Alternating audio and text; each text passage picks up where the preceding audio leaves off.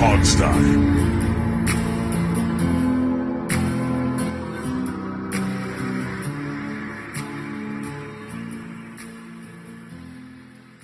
Hey, everybody. Welcome to the show. It's the show where we talk about the Washington Commanders getting their butts kicked, and then if they'll get their butts kicked again next week. And I know I did that joke last week, but you know what? Until they win, I'm going to just keep doing the same joke because I'm not that original. I'm just sounded not. almost like a legitimate radio guy there for a minute, Alex, and it's the Just Washington Redskins. Thank you. Washington Redskins. I was talking with some guy at work. I was in like this group and we were all talking, and I said Redskins at one point. One guy was like, "Who do you mean?" And I was like, "Just shut up."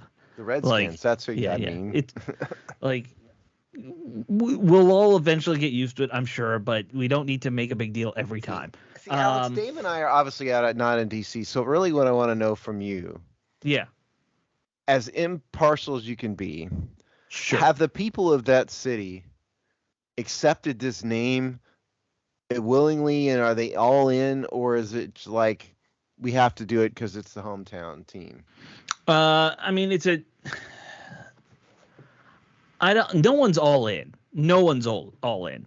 Except for like the 12 losers that you see on social media who are all in because they think that they will get Jason Wright to be their friend and come to their makeout parties. No one's all in. Okay. But that makes me feel a little better. Yeah. I mean, look. I think there's 12 people. Plenty of people. That little video. I don't know if you saw the little video that went around and saying it's like everybody hates us. So terrible. Left hand in the air. Who are we? We're the Commanders type of thing. Yeah, I'm glad I'm not on Twitter anymore. It's worse than the Super Bowl shuffle. Oh God. Oh man. And I've been here. I haven't heard the end of it at work. Yeah. I haven't heard the end of it at work. They're having a good time with that one. Because I would venture a guess that probably not too many took my tact, which is I just not gonna screw them. I'm not. No, anymore. I think people who are still living in the area are still gonna be fans of the local team more likely, you know. Because like you're using the name every once in a while. Like I refuse to say it. Sure, I still try and just say Washington because I don't like Commanders as a name. I think it's a terrible name. But I've always repeatedly told people if you have 53 Commanders, you don't actually have a commander. Well, hey, Steve, here's my joke that I It's not a joke. I'm 100% serious. Yeah, but they've gotten their ass kicked so many times now. I'm busting them down to lieutenant. Okay, so you're using the Navy rank. I'm using commander as a title. Right. I thought you said lieutenant commander. Or I'm going down another. I don't know if you can. You guys would know. Can you knock somebody down 2 ranks in a single? I mean, I guess you can. You could do that to an enlisted person, an officer. That's unheard of. Okay, fine. Fine. Oh, we can make the exception. We can make the exception here. Oh yeah, absolutely. Really I'm all for it. Yeah. All right. Let's talk about this game they had, where the Steelers played Dallas, because that's what it was, right? That was the Steelers, right? Yes, it was the Steelers. Yeah. It was the Steelers B team, is what it was. It might be their C team. Well, I mean, if you think about it, people, you understand what I'm saying. If you think about it, if you can't be a reputable franchise, you might as well try to mimic one. They did it so badly, though, Dave. I mean, that's true. Well, see, look at this franchise. Did you expect anything else? No, I was 100% denied. I was really, really busy this weekend, so I did not watch this game live. Mm-hmm. I caught up with it over the course of by Monday night, and it was just. It was bad. I mean, again, it doesn't affect me anymore as like, oh my God, I'm sad because my team lost. By the end of it, I was just laughing. I really was. So this offensive line might be the worst offensive line they've ever had. It's a tragedy. Yeah, it really is. In terms of stats, I mean, I'm not going to read all this since we're doing this show differently now, but the important ones: Carson Wentz, 25 of 42. 170 yards passing, quarterback rating of 56.7. And for those of you playing the home game on this thing, that is 25 of 42 is 59.5% completion percentage, which is terrible in today's NFL. Now, rushing, Antonio Gibson, 13 for 49, which is about par for the course for him, 3.8 yards per carry. Jonathan Williams Much better, 5 for 48. And none of the receiving stats are anything to write home about. They're all terrible. No, and they then were terrible. The sack, Jonathan Allen got a sack. He's about the only good defensive player on this team. And of course, we got to do it. The Tress Way game. Tress was 6 for 270 yards. Did he? So he just out the offense? He it sounds like he just outdid them. Yes, is what I hear there. No, actually, he didn't. No, Tress did not outpunt the offense. They had 142 yards rushing, 155 net passing yards. Oh, 142. So that would put it at 297 net yards. So congratulations, you outgained the punter. Right. Little victories when you can take them when you can get them, fans. Yeah, small moral victories. Gotta love them. So I did some quick math over the course of the boring thing I'm doing at work, and I got nothing else to do. I just sat there and did some math. We're on pace for 72.25 sacks right now with this team. That's a lot. That's a lot. In my lifetime, their worst year was the year I was born, or would have been the season that I was born, which would have been the 83 season, where they apparently allowed 61 sacks, it looked like. I don't remember it being that bad. I'll take your word for it. Yeah. That was a Super Bowl year. Yeah, but remember, they had to be a running team because Joe Theismann was getting his butt handed to him. That's true. Yeah. Look, here's what I saw. Actually, that was the year that Theismann won the MVP, wasn't it? No. That was the year before. Yeah. Was it? Yeah. So what I saw in this game, just kind of as a general thought, I saw a team that was totally outclassed, both in terms of talent level, irrespective of coaching. The talent level in Dallas just way better across the board on almost every single position. The scheme was terrible. Mm-hmm. I think Carson Wentz looked very, very uncomfortable. And Dave, you've written about, kind of how he's a downfield guy. He's not a West Coast quarterback, but when you have like a billion pass rushers in your face all day long, and they only got 2 sacks, but they were all over him. Yeah. It's just not really his cup of tea, and you're not really maximizing the talent that he has by doing it. But the offensive line was just a disaster. The running game worked for a while, and they got away from it, which was strange. Mm-hmm. I didn't understand, and that's a Scott Turner problem. They just looked really, really bad, and it's I would be concerned if I was management that this team has regressed or not improved over the course of 3 seasons. So that's my initial thought. Yeah, I can't disagree with you, especially about the overall picture of the team. They haven't gotten any better, and I think a lot of people, they'll point to Ron took over a 3-13 team or whatever. Maybe that was more of a fluke year, and that team was still just very average. Look, they fired the head coach. They brought Bill Callahan in there to kind of finish up the year. They had the Haskins thing going on. Like, that was just an off year. That wasn't where the team really was, maybe. Maybe this has just been a 500 team. You haven't done enough to improve it, and then you made it weaker this year because you got rid of a lot of your talent because they didn't like your coaches, which is a whole thing. Like, there's a lot. I think there's a lot that happened behind the scenes this year that we don't necessarily know all the details about, especially when it comes to players and coaches getting along. Not Rivera. I think Rivera, probably still fine in the locker room. I'm talking more like the position level. Dave. Yeah. I think the most frustrating part of watching this game is you let Brandon Sheriff go because you don't want to pay him $18 million a year. I think the biggest issue with all that was I think the guaranteed money they weren't close on. They were lowballing him on that, although they were trying to give him a contract where he's going to be average annual salary, which in today doesn't mean anything. It's all about guaranteed money. But you let him go because he's averages almost like 4 to 6 games a year he's missed. I think he's had 1 complete season for us, correct? I believe that's 1 or 2 in the early years. Yeah. So I get that. You don't want to spend all that money for a guy who may end up missing a few games or 6 games or whatever. That's fine. But then you let Eric Flowers walk out the door, and I'm not by no means saying he's a stud or a great left guard, or by no means. He was very serviceable. He was a good player for us. Committed plenty of penalties, sure, but he was still a good player.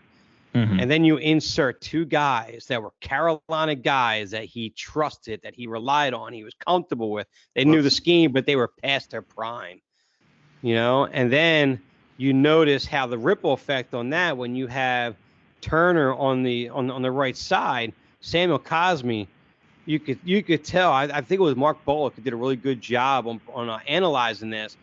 Samuel Cosme looked like he's regressed because he doesn't have that veteran presence of Brandon Sheriff to his inside to help him, and so forth. And then you lose Chase Rouillet now, and he's gone.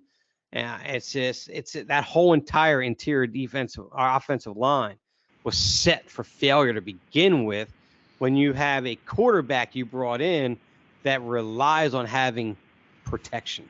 Yeah. If you don't, and I've written about this, I've talked about this ad nauseum. If you do not protect Carson Wentz, he's done. And that's what's exactly happened here. This team went from having a Hall of Famer at left tackle to a regular Pro Bowler at right guard and an elite center. Yep.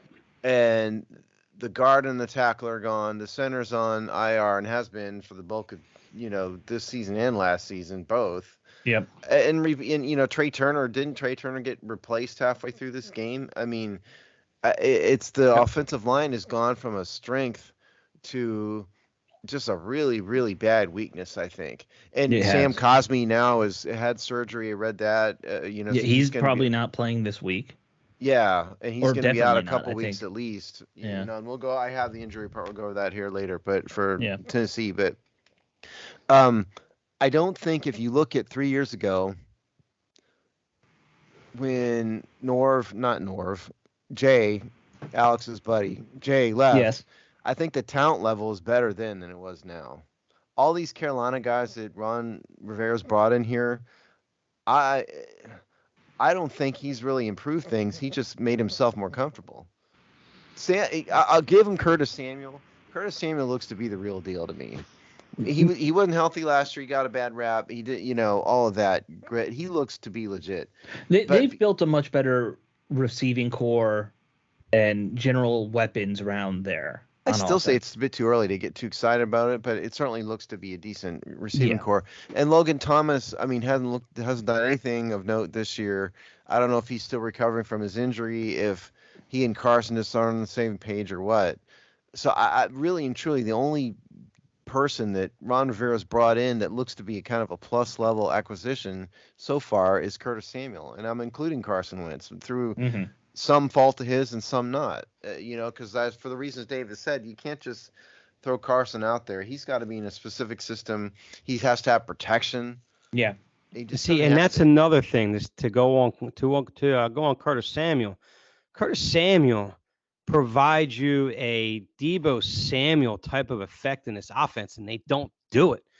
I mean, every now and then you might, after he gets past the scripted plays, sometimes, but that's, I mean, you see Deebo Samuel, you constantly see him in the slot, wide out, in the backfield, motioning from the backfield to the slot, from the slot into the, he is constantly moving all over the field, and you have to account for that. Curtis Samuel, he has him moving, but not often enough. He's not doing enough misdirection type plays with them, from the slot coming around, either on jet sweeps or whatever it is he needs to do. Curtis Samuel's not being utilized correctly. And the two receivers we have on the outside, what's their biggest strength? Their biggest strength is stretching the ball down the field, and they're really good on contested balls. That's what their biggest strengths are, going downfield. And right now, Logan Thomas, you're looking at him. He still has to get over that mental hurdle coming back from that ACL injury. I mean, players who it usually takes about a good full year or so until you're past the recovery and the mental aspect of it. He's not even at a year yet. I was surprised they didn't put him on PUP, to be honest. And I was too. I think the fundamental problem with Washington's offense at its core is the protection. offensive line. And like there were a few plays in this game against Dallas that they had 2 tight ends on the field and they still couldn't block anything. Well, yeah, their tight ends aren't able to block either. It's terrible. No, they can't do anything. They're all pass catchers. And I think a lot of this other stuff would work much better, but it just, and I don't know how you fix it in this season. I don't think you really do. You're not going to find like the next Joe Jacoby sitting on his couch waiting on a call. Eric Flowers is out there, yes, and maybe that's the a better thing to do. The best thing rather you can do right now. But is that going to solve every problem? No. Well, I saw today Pete Haley actually shared something, and it was something I think Mark Bullock had mentioned before too as well from this game. If you look at almost even though they were running the ball fairly effectively, almost every part of their play action game, the defense wasn't biting. I mean, because they were rushing 4 in the most part. They didn't have to worry about the running game because they didn't have to. I mean, the linebackers could have stayed back in a zone if they wanted to. It didn't even matter. So every time there was pressure coming, it was a beeline to Carson Wentz all game long. That's all it was, because they knew they could run over their guards. They knew with Chase Roullier out, there was nothing going to stop them at all. It's just, they had their way. And I think the average time for a drop back, I think John Kine posted this, was just over 2 seconds from the time that Carson had the ball snapped to him until he got back into his 3-step drop. About 2 seconds. That's not enough time to even get off your first read down to your second comfortably on your reads to begin with. And then when you have long developing plays, you're relying on that protection. At least a clean pocket, he's not getting it. So now it forces him to make bad decisions. And don't get me wrong, Carson Wentz made plenty of bad decisions in this game. Holding the ball too long because he wants that hero ball, and taking it's a ripple effect with Carson Wentz. You have to give him the weapons and protection. They keep saying they want to find their offensive philosophy, and you're just never going to find it until I don't care what you do weapons wise, you can't have an offensive philosophy figured out until you figure out your line and what they're good at. That's going to dictate your philosophy more than everything. So as I was trying to prepare for tonight, I flipped through Twitter an hour ago. John Kime from Wednesday afternoon. And he says that on Sunday, Washington ran the ball when Wentz was under center on 18 of 20 snaps. They did average 5.2 yards on those runs. Very good. The one pass completion lost 1 yard. Passed the ball 41 out of 50 times in shotgun. So what does this tell us? The play, to me, it tells me the play calling is very average. The play calling is very predictable. There's no variation whatsoever. Ran the ball 18 of 20 times. Carson Wentz is under center. Passed 41 out of 50 times at a shotgun. That's 80%. Yeah. I'm not. Look, I'm assuming a lot of teams in shotgun, it's probably around there, 80%. But yeah, you got to be way more even under center to make that work. Yeah. And I like to propose this to you. This is a bit controversial. I'm kind of wondering now if Terry McLaurin is really as good as I've been saying for 3 years now, and most Washington fans feel. I've been saying for 3 years he looks like an elite receiver because of his route running and hands and everything else. But he gets beaten consistently by these elite corners. When does somebody name me, and I didn't go back and check this at all, okay? But somebody name me a time when he has taken advantage of an elite corner. Stephon Diggs got the best of him. No, I think there's no question. And Darius Slye did a week ago, and that's happened before. And in this game, he was 2 for 15 on 6 targets. Yeah. Maybe Terry McLaurin is not an elite receiver. I don't know if he will ever be in that top 3 elite. I've been saying he was, but maybe I was totally wrong. Well, I've always looked at him as more of a Hines Ward type of guy. Guy's great hands, go up for the ball. He'll definitely block if you need him to block. He's got great speed. He's a precision route runner and so forth. But he's more of a timing guy. He's a guy where, if he's running a post, you need to have that ball because he'll beat most corners off a break. but unfortunately, he doesn't have. I mean, he has speed, but most of the elite corners he goes against, they read these. They read the routes he's about to break into. So when they start adjusting to McLaurin and how he runs these routes, that's where they can start reading McLaurin and start judging what he can do. That's where some people in the offseason were telling you where Dotson is probably ultimately going to be the better receiver, because the one thing he does that McLaurin doesn't do is that Dotson will adjust to any corner who adjusts to them. Because once you figure him out, he uses that on a future route to sell what he might be doing, and then break into say he did that in Penn State all the time, and he did it a couple times this year, especially in Jacksonville. You saw glimpses of that. He's more of an in-game adjust type of receiver, and he'll react to any defender that's on him. I'm not really sure McLaurin really does that. I kind of think you're right. I think that was a pretty savvy, analysis that you have there, because he can take advantage of lesser corners who don't know how to read him. But you're right, in like the better corners sort of have his number in terms of their ability to see what he's going to do, and they don't let him get the contested balls in that case. Look at what Stephon Diggs did, in this game. The other aspect of McLaurin's game where his strength has been is he's best in a lot of this mid-tier and even the shorter stuff. Terry McLaurin, he has speed. His best skills as a receiver are not deep balls. It's getting open in the middle of the field or on the sideline through, making a cutback or something like that. And that's not what they're doing anymore, because Carson Wentz just wants to throw a deep ball. And by the way, we need to also at some point talk about his deep balls for being Mr. Arm Strength. They just hang in the air way too long. Some of them do. Yeah. That has happened. And listen, I think Carson is better than just like sexy Rexy, chuck it up there. I don't think that's he's better than that. Carson. Yeah. But I just think that Carson's style is not West Coast dink and dunk. No, it's more of a traditional drop back passing kind of style. And but that's what Scott wanted.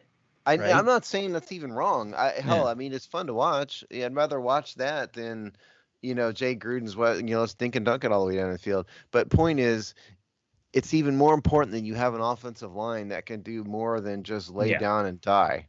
Yeah. That's what I'm trying to say. And so I think all of the problems kind of at heart start and stop with there. Because, I mean, regardless of where you rank the receiving corps, certainly all indications are it's good at a minimum. Right. But when you've got, these disasters, and I do think Carson gets rattled pretty easily, it seems like. When things start to go wrong for him, it just really goes. He turns that's always been his thing. That's always been his thing.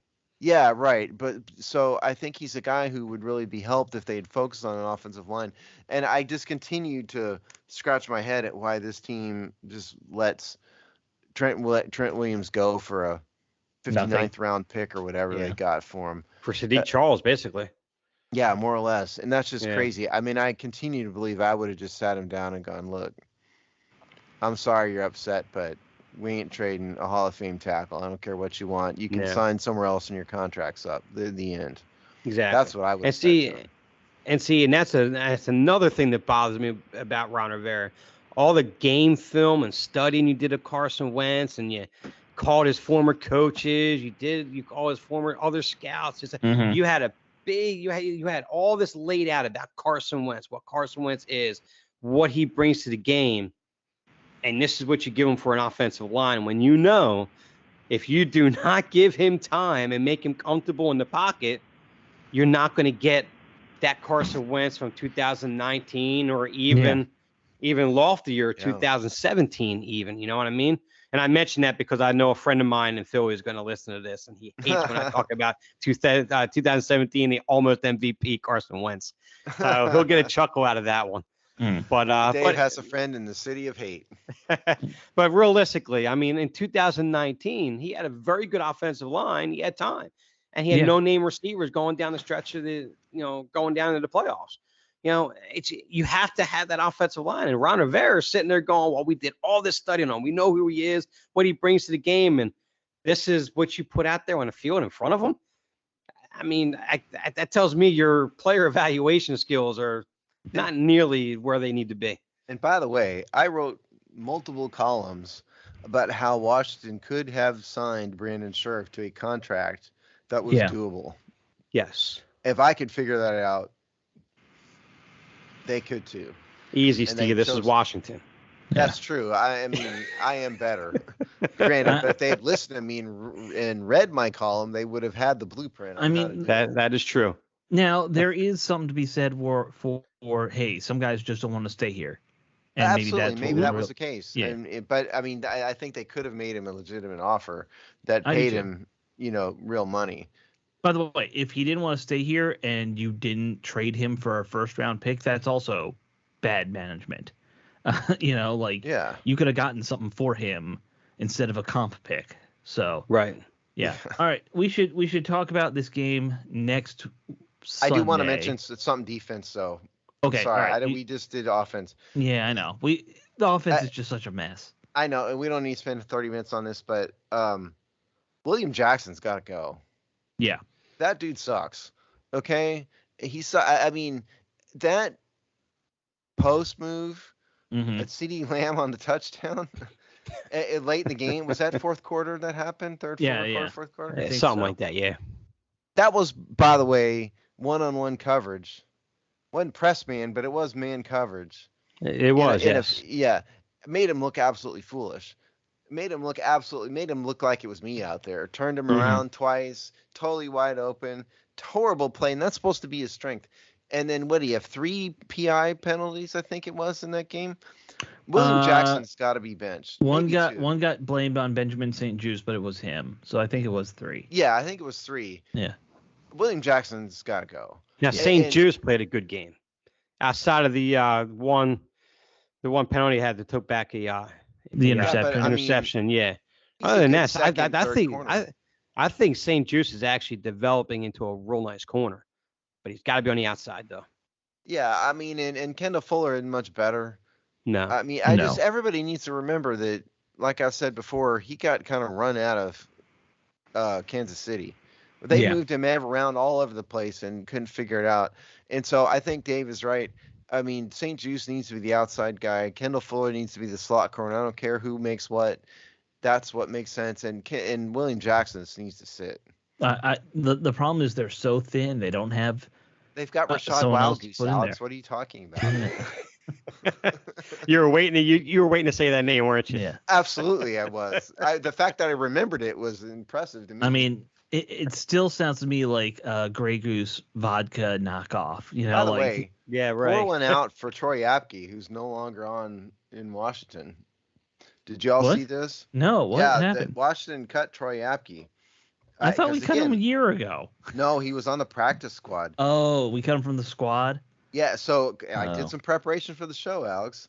So they signed somebody named Christian DeLauro, who's a tackle, and to make room for Christian, Mr. Apke is now on the street. Yeah, so pour one out for Troy Apke. Troy Apke, welcome to the XFL. That's what I'll say. There's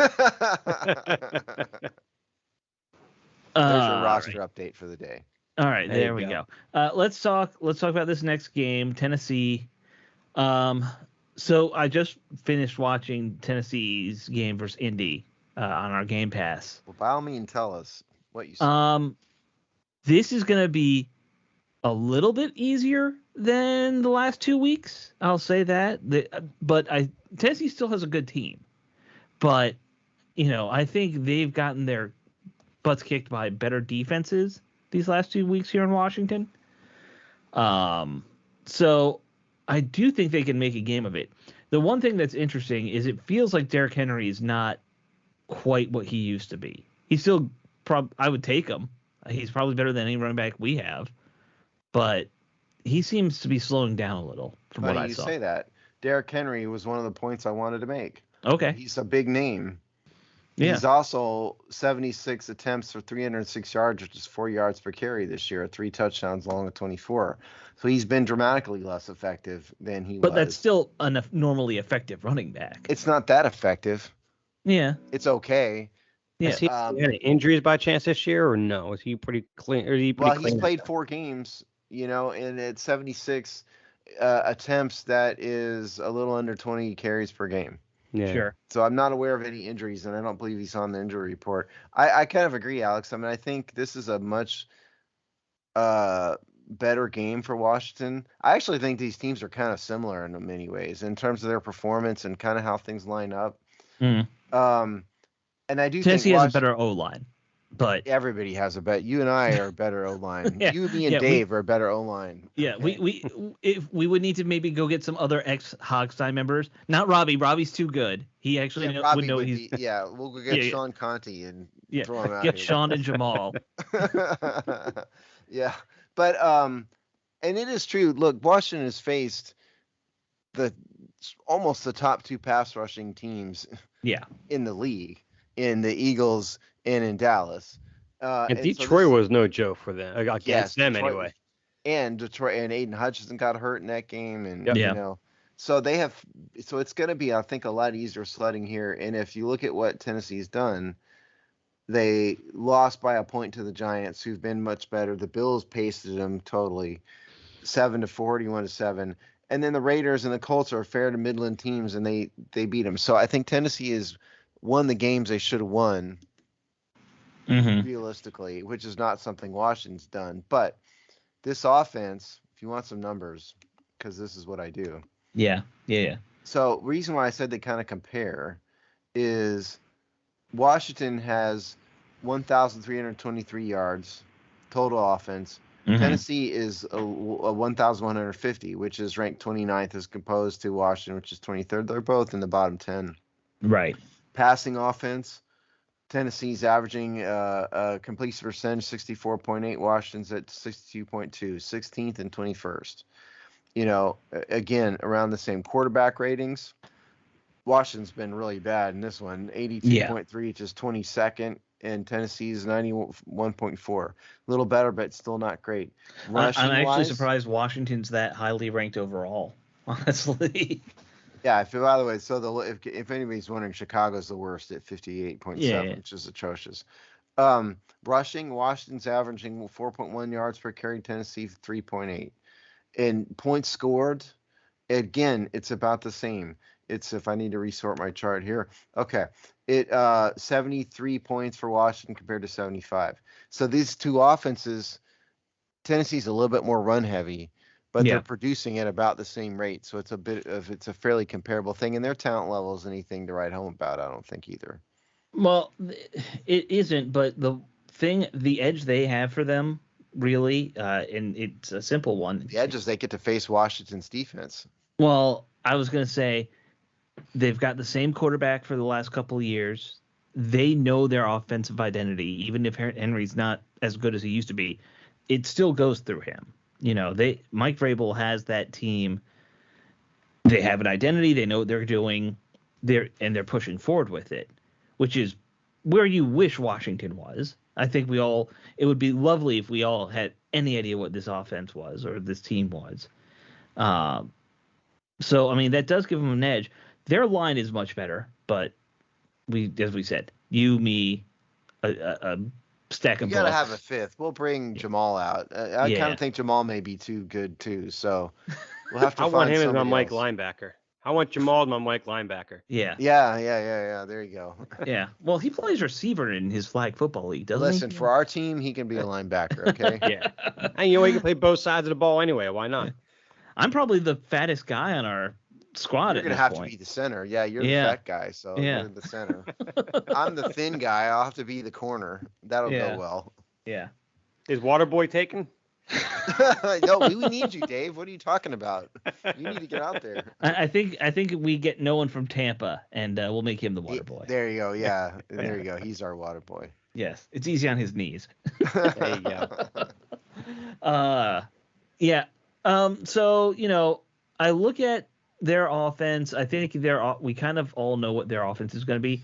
The defense is kind of the wild card with Tennessee because they don't have a lot of no one stands out when you just like run through the roster necessarily, but they play a solid defense. Keep what? going. I'm sorry. I didn't mean to interrupt you. I did mean to interrupt you, actually, but keep going. Yes, you did. You absolutely meant to interrupt. I don't they know. kind of remind me of the Giants of last year defensively. Yeah. Okay. Because I don't think they don't have that elite edge rusher on the side, but they will get to the quarterback effectively. The linebackers are average, above average. No one overly athletic. Right. I say, just like how Blake Martinez was for the Giants last year. Secondary wise, I really don't think they're all that strong in the secondary at all. But they do a lot of stuff with that front seven, a lot of stunts, and like you said, they find ways to get to your quarterback. Yeah, so I mean, I think they're just barely a middle road, solid, and they're fairly disciplined. I didn't see much of them this year, but they seem like they're a pretty disciplined unit, and being disciplined against our offense might even just be good enough. Yeah, so and they chewed up Matt Ryan, that's for sure. Yeah, well, that's not anything to write home about. You mean pass the prime Ryan? Yeah, there you go, pass the prime Ryan. So here's why I made that noise. This is why you groaned and winced and yeah. Washington has given up 1,487 yards. Tennessee has given up, that is ranked 23rd. Tennessee has given up 1,569 yards, which is 26th. Notice that the two are kind of in a similar ballpark. So let's continue down this road, shall we? Passing defense. Oops, I was sorted at the wrong thing. So, Washington, believe it or not, the opposing team's completion percentage is the 6th best in the NFL, which is mind-boggling, at 58.7. Tennessee, 67.8% completion percentage. Don't ask me, that just doesn't seem right, but that is what the numbers show. Number of sacks, they're both fair to Midland. Tennessee 10, Washington 9, 13th and 15th. Rushing defense. Tennessee's been terrible rushing defense. They're giving up 4.8 yards per attempt, rated 19th. Washington's at 4.4. So with the exception of that completion percentage, these teams kind of match up pretty well in terms of statistical production. Yeah. Now, would you agree that Washington has had a tougher schedule to this point? No, Tennessee played the Buffalo Bills. Yeah, but we also Super Bowl contender. I get that, but right now the way the Eagles are playing, they're also a Super Bowl contender. The way they're playing right now. Yeah. And they got them playing Dallas, who is very good offensively and one of the better, and actually probably the best pass rush defense in the league. Listen, the Giants are 3-1 though. Yeah. Giants are the same 3-1 as Dallas is. Honestly, the one thing the Giants do pretty even. I'm sorry. Go ahead. I was just saying, if you break down who they've played, it's pretty even. I think. I mean, David, you and I can disagree. I mean, that's fine. Yeah. I kind of viewed it as it's sort of in the ballpark. That's the way I viewed it. I just think playing. I think the Bills and the Eagles comparable in terms of what they've done so far this year defensively, explosive offense, and so forth. So you can take them out. And I think Dallas is head and shoulders better above the Raiders. Was it Raiders, Giants? I'll give you that. Raiders, yes, absolutely. Or the Colts. You know what I mean? I think, and they did well in the first half against Dallas. I mean, let's be fair on that. At least defensively, it did well. You know, I mean, they kept them. I think down to like 13 points in the first half. This is Dallas minus their Pro Bowl quarterback. You're right. Yeah. I get that. You're right. But it's just, I think it's still enough, especially what they do defensively. It's enough to take that in consideration when they go in this matchup against Tennessee as we go to kind of predict on which team has the advantage. I think Washington is slightly more tested. I guess that's a good word to this point in the year. Not that they've answered the test very well, but I think it's just I don't know. It's just they're Isn't close. it kind I of do like agree. saying They're close. congratulations, you got through calculus with a D? A D might be generous, honestly. Congratulations, you got through calculus and you didn't soil yourself. That might be. I'll say this. Here's what I'll say to agree with Dave a little bit. The Titans got demolished by Buffalo. Yeah. 41-7. Washington, it wasn't as close as it seemed, but Washington did not let the Eagles put up 40 points. They put up 24 points. Mm-hmm. Right. And so did they do a little better against the elite team? I guess, yes. So if you want to give a slight edge in terms of schedule and production to Washington, okay. But I think it's fairly comparable. That's right. I'm just trying to give. You're trying to stretch out your a bit of a different perspective to come up with some. Yeah. I'm also trying to give a different perspective as we go into this. I don't know. It's just I'm trying to find something here. It's called grasping at straws, Dave. Yeah, I don't know if there's anything else you guys want to mention about this game. We got to do game balls for last week, and we got to do score predictions. If you guys want to do that, and then we can talk about other more interesting things going on in the league. Absolutely, game balls. This is always my favorite part when in these games. All right, let's do game balls. Dave wasn't here last week. I'm gonna make Dave go first for game balls. Okay. Yeah. Okay, I'm gonna go defensive. I actually like what St-Juste did. I think we're seeing a player kind of grow in front of us. I think the same thing could be said by Jamin Davis at this point. I think he's really starting to develop a niche in his defense, and he's doing pretty well. But I'm going to give that to St-Juste on the defensive side of the ball. Offensively side, I'm probably going to go ahead and just give it to Antonio Gibson. All right. Because I think he had a really solid first half. I think he did well, against that Dallas front right there. I mean, I think he was probably our best offensive player in that first half. So. All right. So mine. Yeah, go ahead. Look, CeeDee Lamb deserves a game ball.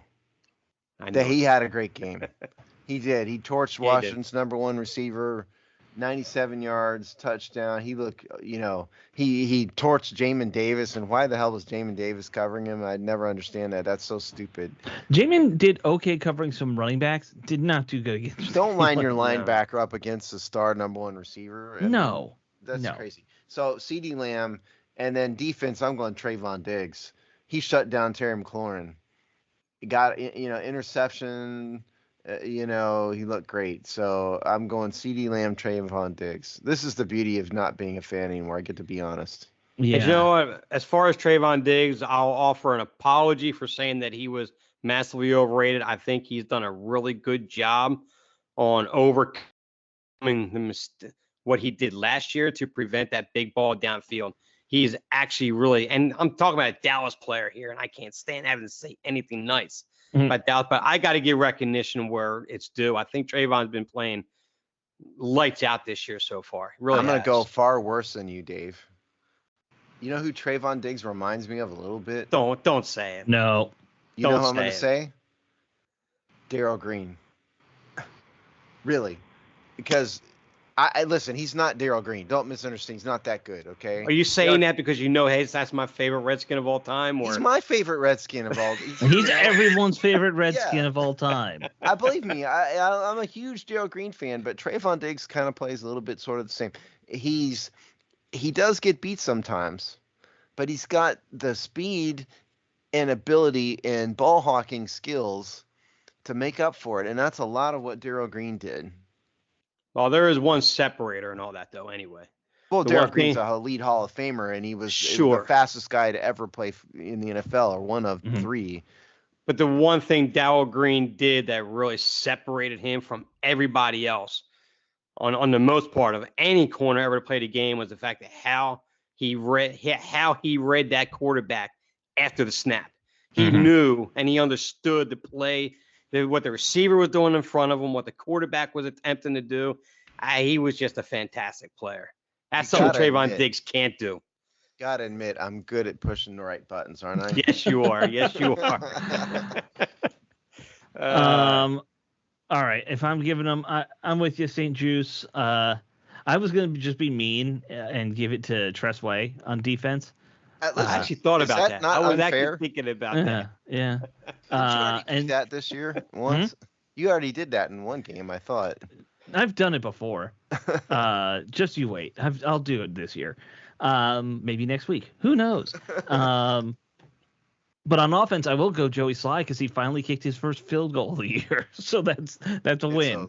It's a low bar, folks. Yeah. Yes, it is. Yeah, it's a low bar. All right, so let's do score predictions, and I'll go first this time since I went last time. I don't see Washington getting a win here. I'm gonna go 21-17 Titans. I'll go. Dave can think about it. No, I think I originally in our season predictions had Washington winning this game, but I can't in good conscience predict Washington to win any game right now. I do think this is a better matchup for them for the reasons we already talked about. So I think it'll be close. I think Alex is kind of in the ballpark. Whether Washington can score more than 20 points is a big mystery. So I kind of tend to think you're probably right. I'm going to go something like, just to be different, I'll go 24-17 Tennessee. Okay. Now, going into this pod, and also my season predictions as well, was all about Tennessee was going to win this game. But our conversation about this matchup, I think I'm actually going to flip that. I actually think Washington might wind up pulling this game out at a 26-24, 26-23 type of game. And I think this is a game that Carson Wentz is going to get over 250 yards, or probably at least 2 touchdown passes. He's going to look like he did against Jacksonville, against Tennessee, because Tennessee they don't have the front to rush like these previous 2 teams. They don't have the corners to lock down the weapons that we have on the outside. And they certainly don't have the linebackers to match up against Gibson and McKissick coming out of backfield. And the ultimate wild card I'm going to call in this game, I think Robinson is going to get about 12 carries in this game. He's going to get a rushing touchdown. I just recommended to my non-football fan but fantasy football playing work colleague today, she wrote me and said, I need a running back. And I said, listen, grab Brian Robinson now while nobody knows about him and stash him for a week or 2. Yeah. Didn't believe. Why would I want him? Well, because if you watch him, the dude can ball. Yeah. And I think he plays this weekend. He actually plays this weekend. He might. I think 12 is probably a good number, though. They're going to limit his time out there for now, but I think once you get toward the end of the year, I think Brian Robinson is going to be getting the bulk of the carries. Oh yeah. Oh, absolutely. Yeah. In fact, I think it's going to wind up being him and Gibson going forward, provided Ron Rivera still has a job here anyway. And McKissick, I could see ends up being the odd man out by the end of the year. There's a good segue. And he'll wish he signed with Buffalo by the end of the year. Yeah. Well, he probably does now, actually. Yeah. Because one of the things that we were discussing online, Dave, and you kind of just segued to it very nicely until Steve mentioned it was a good segue. I was a compliment. But it's so still Dave and I were talking. I don't remember who we're talking with, or we were we glommed onto a thread maybe about this team. Obviously, is going to need a GM, regardless of if Ron is here. If Ron's not here, he's not doing a good job in the player acquisition, player assessment aspect of this thing. And we know we have the Martys, but the Martys really aren't GMs. They're kind of just head scouts, it seems like. They're not. So this team needs somebody to be the football operations general manager going forward. And we got you and I had a good question.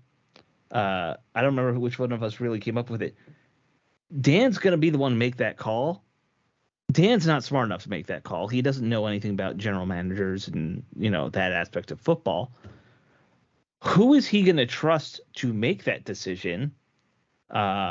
And then who would take the job would, I guess, be the other part of that. But who do you trust to make the decision of who the general manager is? And I'm going to give you two names because they're two names who are in-house that I think Dan will go to early on. Obviously, he'll be talking with Jason Wright, even though Jason wants to be on the business side. He actually played football. He might have some thoughts. So he'll be, I'm sure, in the mix. The other name is, of course, going to be Doug Williams, who has done a lot of just about everything in the world of football. I'm not saying Doug is the right person to make, but the list of people Dan trusts who have that experience isn't very big. I think you're perfectly right on point with Jason Wright. I think Jason Wright would be the one guy he would trust to make the call, make the interview, not to be the GM. No, not to be, no. But I could see if he allows Jason Wright to at least make the phone calls, even do the interviews to bring in a potential general manager. I could see him. I actually wrote down two names that I picked off from the Bills and from the Chargers. You had the assistant general manager in Brian Gain out in Buffalo, who's worked with what's their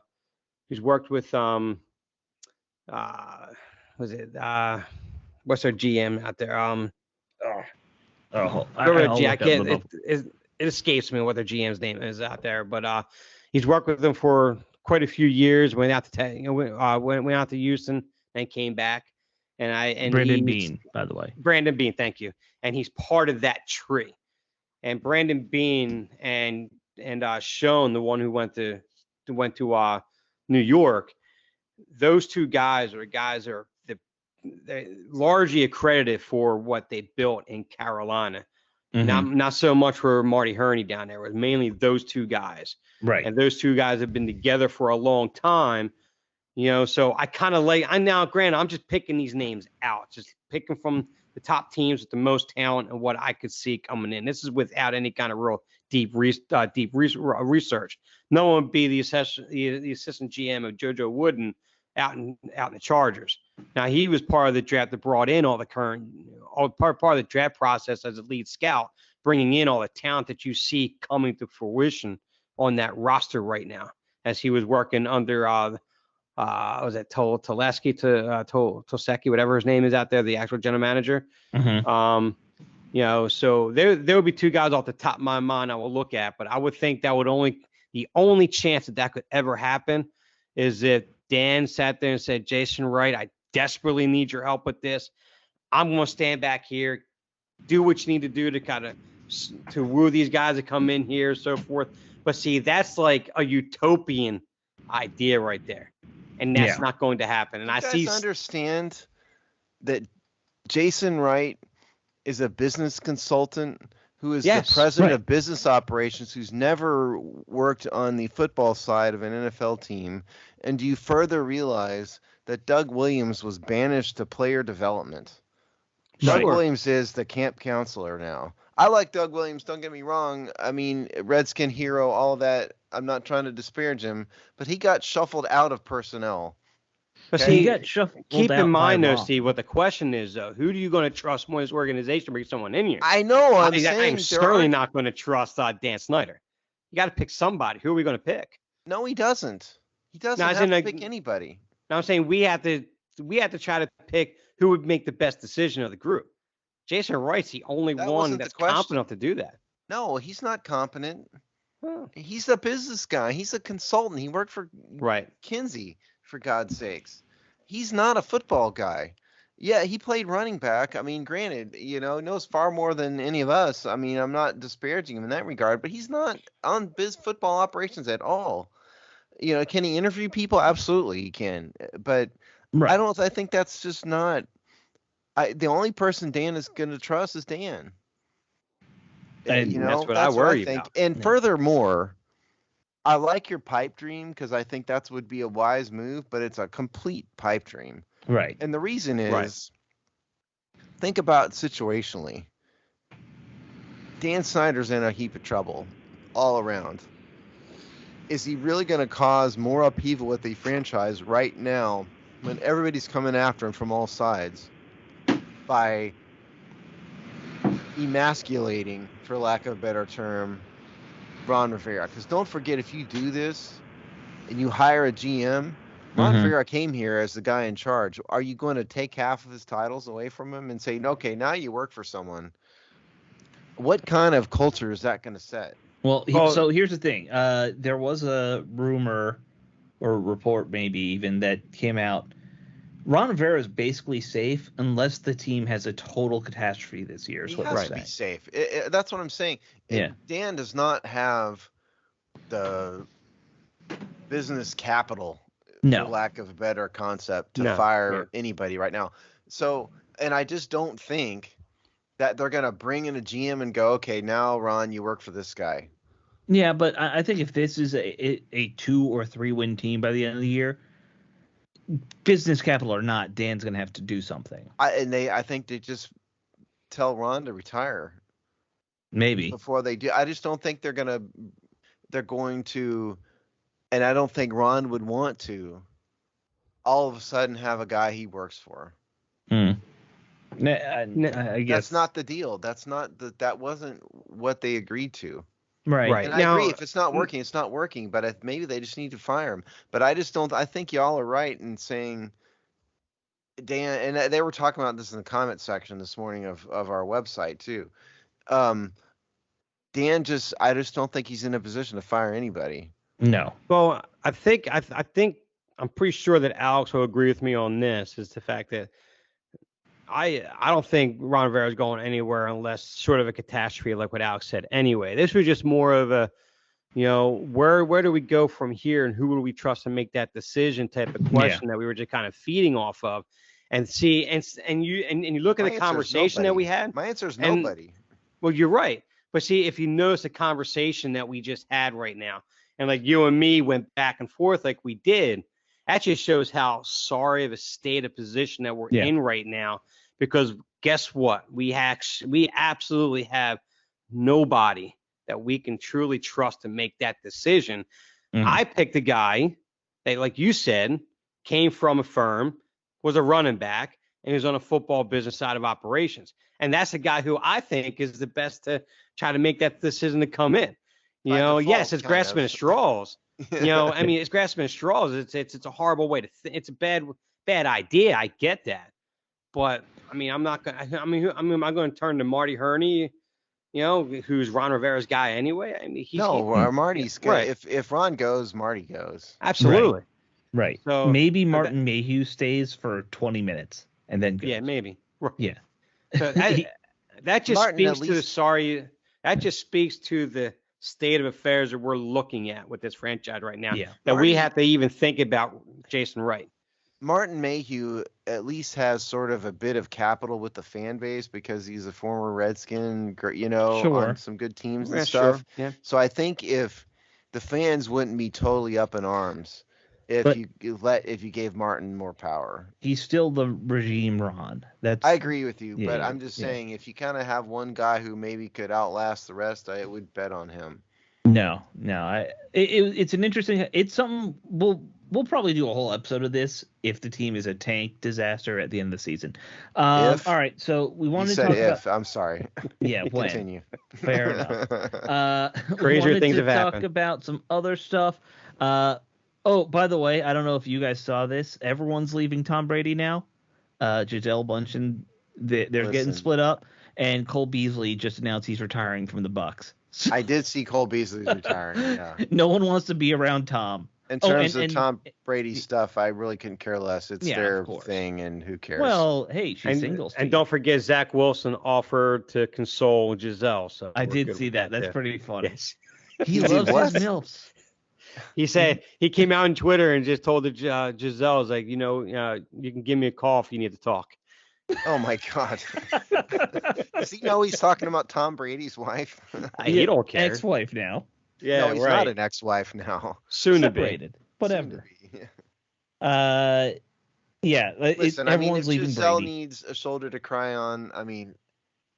I'll be there for her, I guess. I mean, I'll talk to my wife. I'll see if I can be there for her. Bring your checklist, lady. Okay, but we wanted to really wrap up and talk about Tua's injury. That concussion, the second one, that might have been one of the ugliest things we've seen on a football field in a long time. Yes. Without question. But yeah, if you guys really wanted to discuss it, so I thought we'd bring it up. Yeah, so for those of you who weren't paying attention, a week ago, meaning week 3, yeah, Tua got hit really hard and stumbled when he got up and fell again, and everybody collectively thought that he was messed up in the head, and he was stumbling around. The Dolphins came out and said, "Oh no, it's a back problem. That's why he fell." Right. And so then fast forward to this past week, Thursday night, yep, crushed again by a hit right up the middle, and his arms, when he's laying down, his arms froze like he was like having Han Solo, in the being frozen in The Empire Strikes Back. Looked like a seizure. And then again, he came out afterwards and said, "Oh, I'm fine," basically. I have 2 things to say.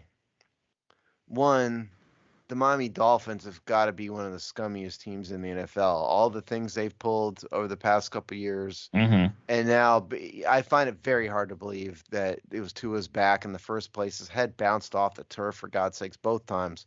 Yeah. And then the other thing is, what is the real state of the NFL's concussion protocol when you let a star quarterback who clearly had a head injury, I don't care what they say, back so soon? And none of us are neurosurgeons, but I know enough to know that if you have another concussion very soon, it messes you up a lot worse.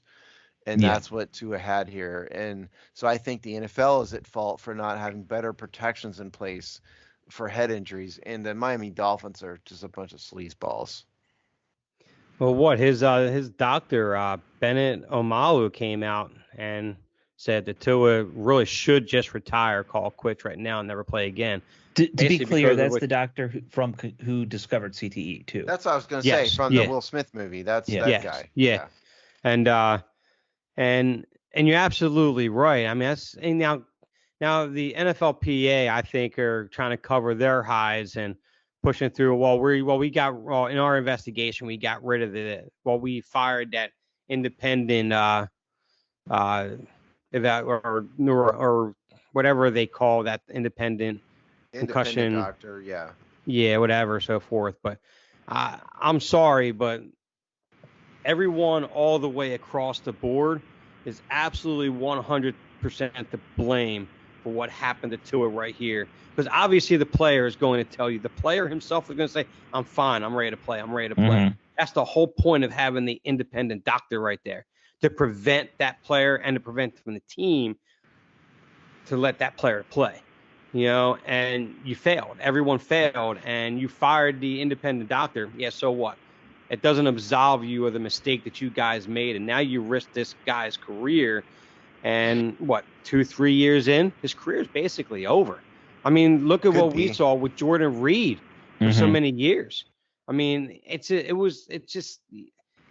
be the slight. I mean, it wouldn't even be a contact with the head. All of a sudden, he's in the tent, and we're hearing that he's on the concussion protocol.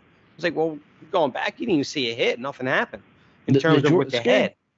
The scary thing, and you tie it to Jordan Reed, is he's the poster child for exactly that whole situation with players are never going to say, "I'm going to do what's in my best interest for my health." They just want to get back on the field every time. And I mean, a part of the discussion when Washington let Jordan Reed go here, at least amongst the fans, was, if you're going to keep on doing this to yourself, we can't be a part of it. If you can't see that you're going to be sipping your dinner through a straw the rest of your life on another head blow, like that. That's I know I was rooting for him to retire. I didn't want to see him suffer permanent.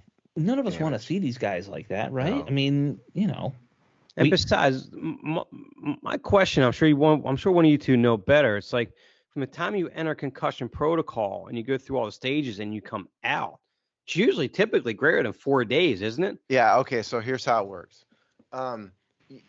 There is a standard of protocol that says, hypothetically, this is how it works.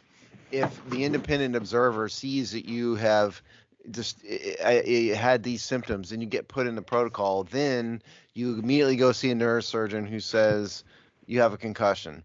Then you come back a couple of days later, and then if you have made the appropriate amount of progress, then you get cleared to practice.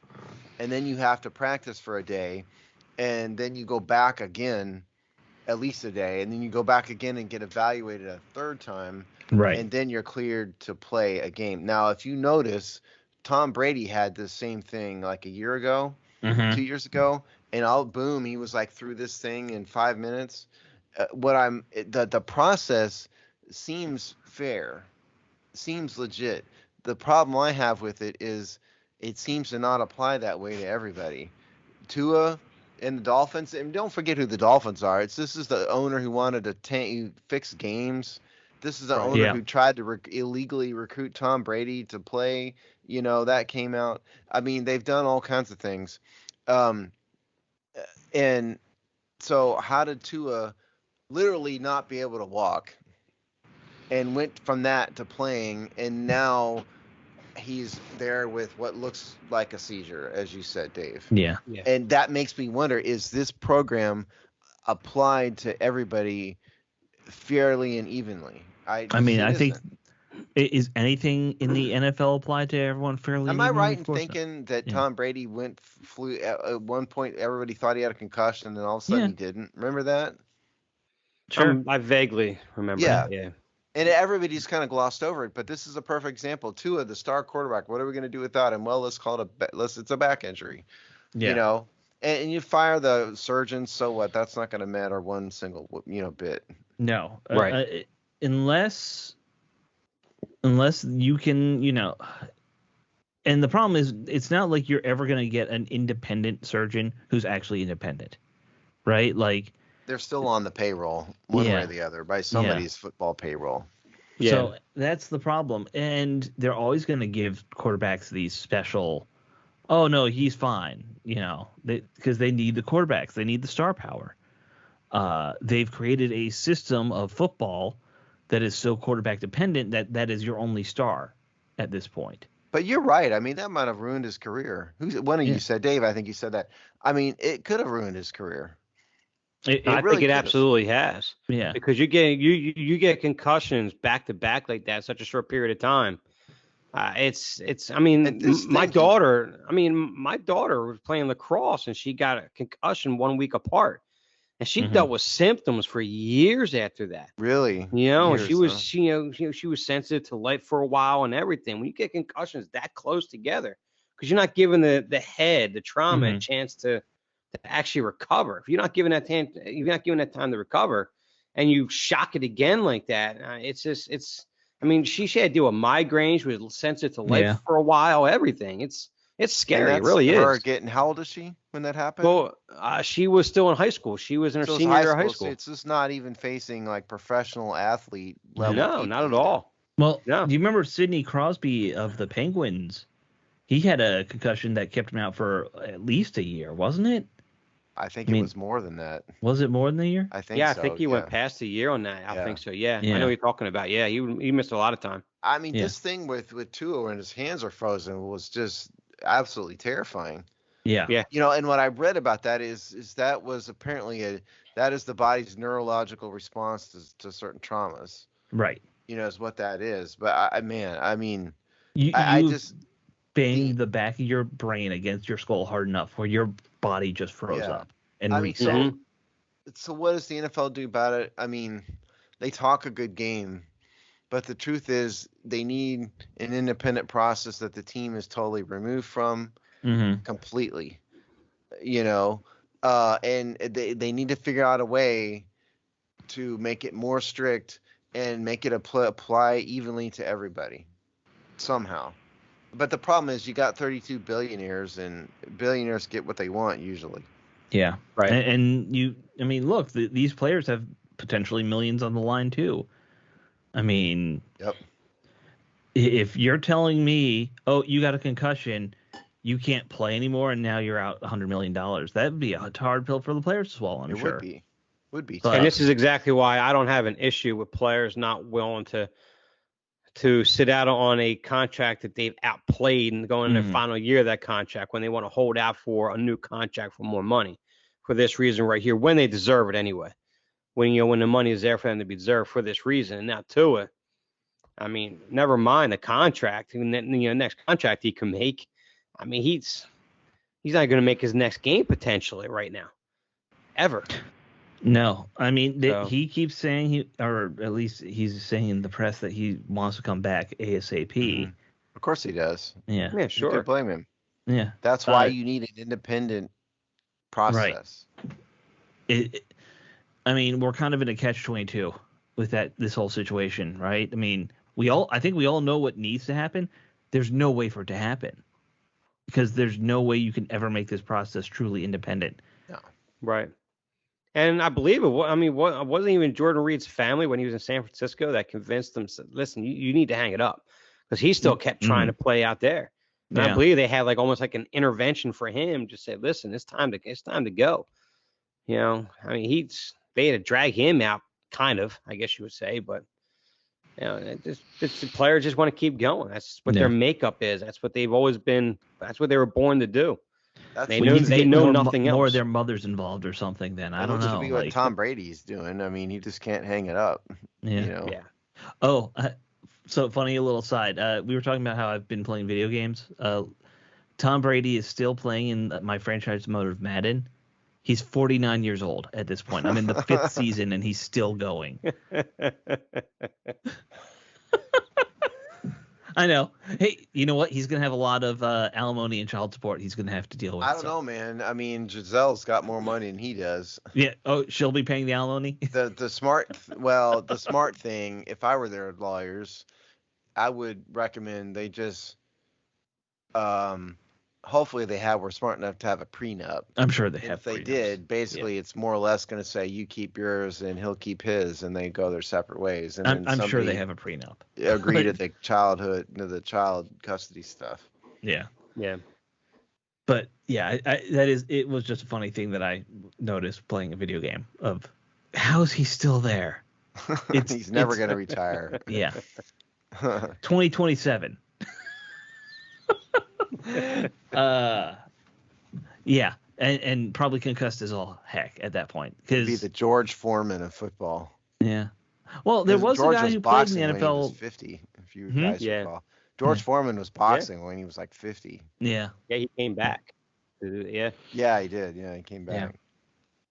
All right. Do we want to talk about anything else going on this? Oh, don't mess with Bobby Wagner. Let me just put that out there. Wasn't that great? That was fantastic. Yeah. Oh, but did you hear the Ween dude who he hit filed a police report? Well, okay, here's the thing. I would like to point out, Mr. Victim, you were trespassing. Right. You committed a crime as well. And so if I were the Rams, I would ask the police to charge him with criminal trespassing if you're going to go down that road. Oh, absolutely. And disturbing the peace and whatever else I could dream up. Yeah. Well, actually, there was one of the on-field guards looked like he actually tore up his knee trying to catch him. Oh, really? I mean, so now he's going to have hospital costs right there, because if he didn't run on the field, that doesn't happen. Right. Well, that's workers' comp, so that would be covered. That would be a workers' comp thing, so he'd be okay there. But so yeah, he can't sue him for that? No, because when you have workers' comp, you're kind of locked into that, and that's how it works. Yeah, I think that guy ought to be ashamed of himself. First of all, it's so stupid. Stop doing it. I don't know why people insist on running on the field, especially with a pink smoke bomb or whatever the hell that thing was. Yeah, it looked like a pink smoke grenade or something. Yeah, and so he deserved everything he got. I'm glad Bobby Wagner flattened him. Yeah, and you know what? Maybe it was an elaborate gender reveal. Could have been, yeah. Well, no, it was a girl. It was a political protest. It was like PETA types. Oh, was that what it was? Okay. Yeah. I didn't know that. Two of them, him and a girl. The girl got tackled right away. She got more messed up by whoever tackled her than Bobby Wagner did. What did they think is going to happen? Right. I do think you need to charge those people, because it's the only way. I mean, I like how the networks stop covering those things, because that's what idiots like that want. But the next thing that needs to happen is they need to start charging him with trespassing every time. Yeah, I'm fine with that. Yeah. You know. Yeah. And I'm also fine with what Bobby Wagner did. Absolutely. I love what he did. And ethically, it deserved. I deserved it for sure. So he actually lowered his helmet to drive his helmet into, well, tried to drive his helmet into that guy's head. But I think he just got like right above his chest there. But he threw his helmet down. It was preformed, yeah. And the other thing I like to point out is that really shows the difference between regular folk and NFL folk. Right. Because that guy outran all those fat guards and kind of normal people, and Bobby Wagner took him out in like about a half a second with no problem whatsoever. You know? Yeah. Yeah, the only problem I have with it, Steve, and it's my problem all the time, he didn't wrap up properly.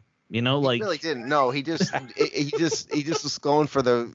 Yeah, he kind of launched these a little bit. Young kids don't wrap with a up highlight reel hit there. I'm surprised he didn't get a flag for spearing. He's gonna get a lawsuit for spearing. The world's stupidest lawsuit of all time. I don't know how. Speaking as an attorney, how I could go to a jury with a straight face and claim that Bobby Wagner was being negligent, which is what that's what the suit's going to be. It's going to be negligent. And legally what negligence says is basically that you're not acting in the manner of an ordinary reasonable person. So what you're going to say is the ordinary reasonable person who was trying to get a protester running around with a pink smoke bomb off the field would not have done what Bobby Wagner did. It's the stupidest argument ever. The whole thing is ridiculous. Right. And by the way, players have tackled these guys for years too. I mean, that's not new anyway. We've seen that before. The baseball players don't, but the football players don't hesitate. No. Baseball players. Actually, Pujols, I think it was Pujols that did that one year. Oh, did he really? I didn't see that one. I think it was Pujols anyway when he was in with the Cardinals. There was a fan that came running down. I don't remember that one, but I think I'm almost positive it's him. But yeah, you're right. But baseball players just don't do it as much. Not as much, at least. Yeah. Of course, they're not wearing pads and helmets either. So. Right, and we're not even going to talk about all the craziness that happens in the NBA. Like it goes sideways too often there. Don't get me started on that. Yeah, that's another show. Yeah. All right, guys, that should wrap us up. We ended on a lighter note there. Tune in next week. We'll talk about the Tennessee game. And who do we play after that? I don't know. Yeah, I don't know off the top of my head either. I think, yeah. Let's say it's the Giants. I'm just going to make it up. All right. Actually, it might be the Colts, actually. Oh, it might be the Colts. I think. You want me to listen? You're going to make me look. See, no. You couldn't. No. We're ending the show. We'll talk about that off air. It's the Bears. The Bears. All right. We'll talk to you guys next week. All right. See you next week. Go Bears.